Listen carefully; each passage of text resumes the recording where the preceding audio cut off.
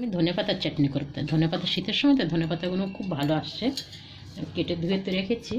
এর মধ্যে একটু কাঁচা লঙ্কা দেবো, 2-1টা রসুন দিয়ে দেবো, একটা লেবুর রস দেবো চিপে, বেশ 3-4টে কাঁচা লঙ্কা দিয়ে দিলাম, এটা রসুন দিলাম 3 টুকরো, একটু আদা লম্বা করে কেটে রেখেছি এটাও দিয়ে দিলাম।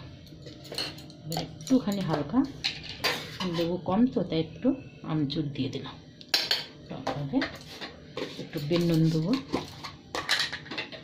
বেল নুনটা দিলে খুব স্বাদ ভালো আসে। লেবুটা চিপে দিয়ে দিলাম, একটাই লেবু চিপে দিয়ে দেবো। তারপরে মিক্সিটা চালাই, হালকা একটু জল দেবো আর 1-2টো চিনির দানা দিয়ে দেবো। মিক্সি তো আমার হয়ে গেছে চাটনি, দুবার একটু জল দিয়েছি হালকা হালকা, খুব ভালো হয়েছে চটপটা একদম চাটনি। এবার আমি কাঁচের বাটিতে ঢেলে নিই।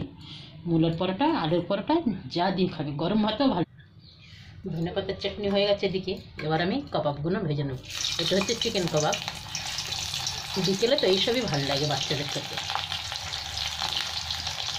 সবগুলো একটু লাল লাল করে ভেজে নিই, তারপরে ওদেরকে দিয়ে দেবো। দানা সুন্দর একটা সেন্ট আসছে।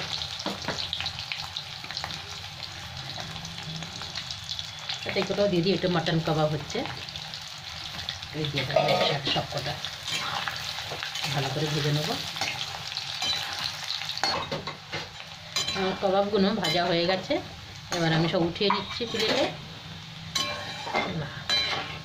সুন্দর ভাজা আছে দেখো।